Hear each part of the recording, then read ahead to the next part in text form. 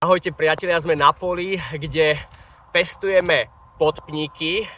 Poviete si, veď to je mrkva, ale v prvom rade ide o podpníky, ktoré pestujeme zo semienka. Toto je jednoročný jabloňový semenáč, na ktorý budeme štepiť. Prečo ich pestujeme zo semienka? No preto, lebo chceme dlhoveké stromy, húževnaté a odolné suchu.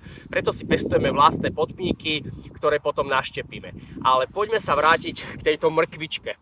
Táto mrkvička je dopestovaná tu na poli.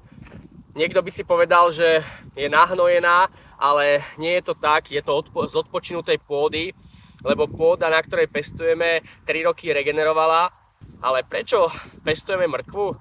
Nie len preto, aby sme ho zjedli u nás v kuchyni, ale najdôležitejší dôvod pestovania mrkvy je, poďte sa pozrieť so mnou, je to, že nám ho žerú myši. Chceme, aby nám mrkvu žrali myši, lebo keď si vyberú mrkvu, tak dajú prednosť mrkve a nezožerú podpníky. Pestovanie koreňovej zeleniny spolu s ovocnými stromami, spolu s podpníkmi je najlepšou ekologickou ochranou proti hlodavcom, konkrétne hraboš polný, ktorý by nám zlikvidoval produkciu 10 000 podpníkov, ale nie, on dá prednosť tejto mrkvičke a podpníky zostanú zachránené pre ovocnú škôlku. Takže u nás v škôlke netrovíme myši, neohrozujeme dravé vtáctvo, líšky, psov, mačky neohrozujeme jedovatými látkami, ale pestujeme mrkvičku. Keď ho nezožere hlodavec, tak ho zjeme my na obed. Takže zelenina a ovocné stromy patria k sebe, pestovanie mrkvy je perfektná, ekologická a zároveň veľmi racionálna ochrana proti hlodavcom. Takže pozrite, tu pestujeme podpníky, toto je planá hruška a hneď vedľa je mrkva.